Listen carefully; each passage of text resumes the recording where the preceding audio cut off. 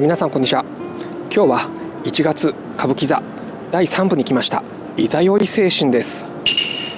実は2002年の3月に仁左衛門さんと玉三郎さんのいざよい精神見ました。その時は一幕見席の制度があったんで、なんと一月に4回も見ました。それぐらい面白いゾクゾクする演目です。楽しみですね。それでは今日も歌舞伎座に行ってみましょう。レッツゴー。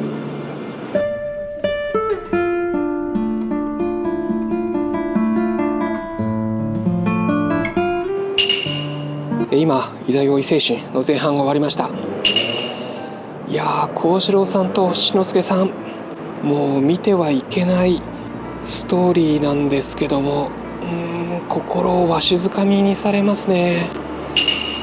物語的には、鎌倉の極楽寺の坊主が車の遊女に恋してしまう。それを咎められて、寺を追い出される。でもその遊女が恋しくて待ち伏せをしていて、出会ってしまう。そして心中をする。でも死ねない。遊女の方は助けられる。そして男の方は泳げるんで、また岸に上がるんですけども、通り過ぎる若衆から結局50両を奪って、そして逃げていく。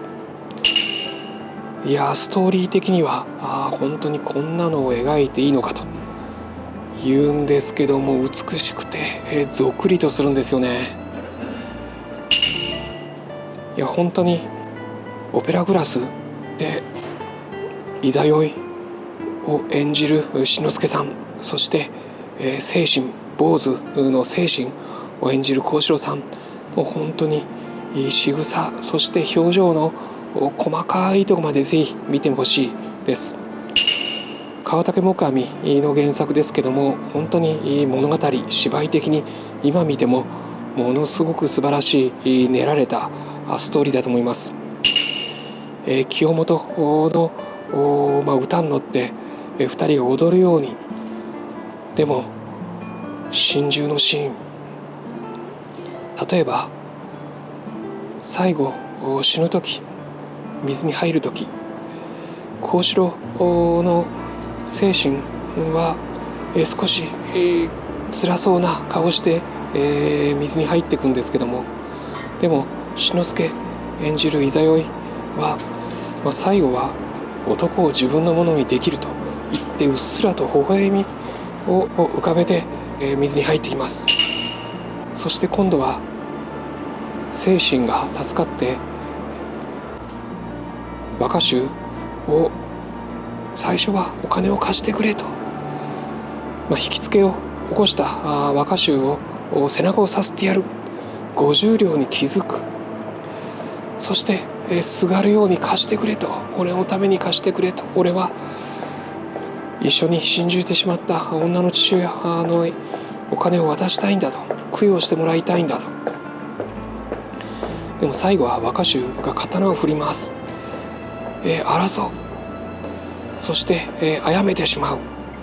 で自分も自殺をしようとする。痛い。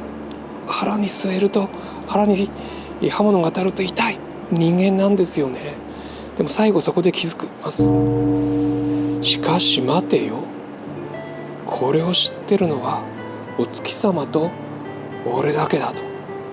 1000人殺すも1人殺すも取られる首はただ一つ、俺の首だけだというものすごいいいセリフを言い放ちます。そして、顔が、坊主の顔から本当に悪党、心の据わった悪党の顔にぞっくりと変身する、そこの凄み。いや、本当に語り出すと止まりませんけども、すごい芝居でした。先月、実は南座の千秋楽に第3部で、これは愛之助さんの女殺し油の地獄を見ました。近松門左衛門ですけども、いや、あれもいけない歌舞伎で、今日のいざよい精神もこれはいけない歌舞伎です。いけないけどこれを演じてくれるから見たくなる。見るとゾクゾクします。それでは今度いざよい精神の後半です。どんな展開か楽しみですね。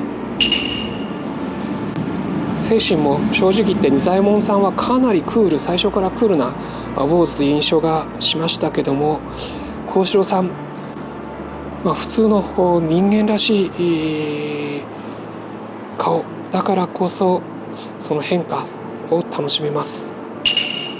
さあ後半行ってみましょう。それではまた歌舞伎座にレッツゴー。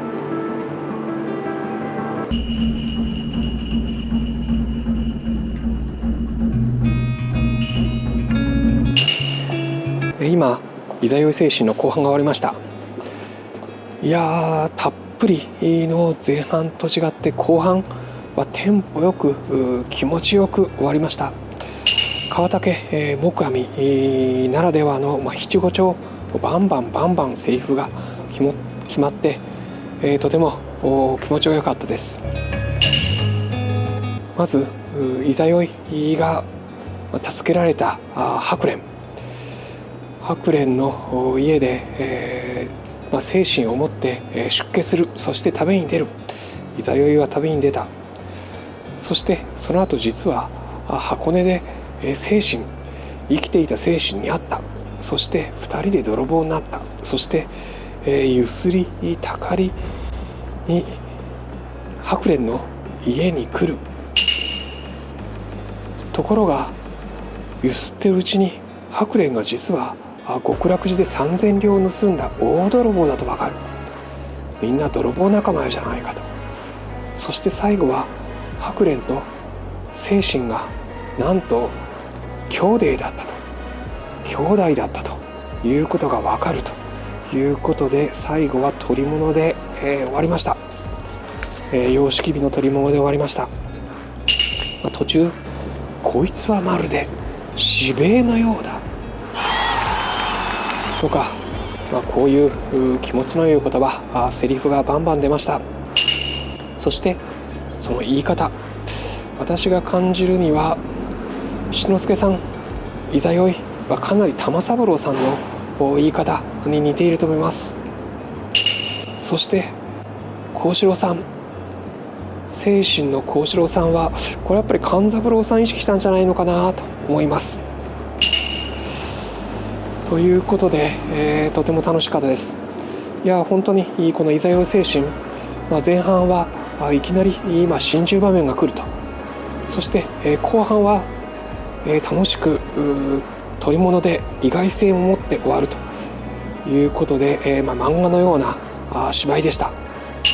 本当に前半のしっとりとした見せるシーン、そして後半楽しく気持ちよく終わるということで、ぜひおすすめです。いけない歌舞伎の中でも気持ちよく終わる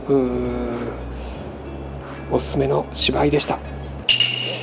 芝居といえば実は2月の28日の夜に大阪の梅田呉服座で、これは芝居の落語、大阪で生まれ大阪の浪速の将棋指しを描いた立川志の治さんの坂田三吉物語、これを大阪の芝居小屋梅田呉服座でやります。私の方が席亭させていただきます。よろしければ関西の芝居好きの方お越しください。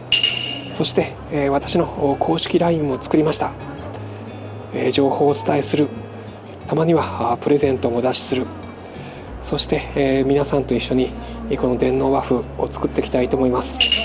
それでは今年も歌舞伎、落語、大衆演劇、お能、文楽、浮世絵、いろんな和の芸能を楽しんでいきましょう。それでは今日は歌舞伎座からでした。いざよい精神おすすめです。それではまた和の旅を続けましょう。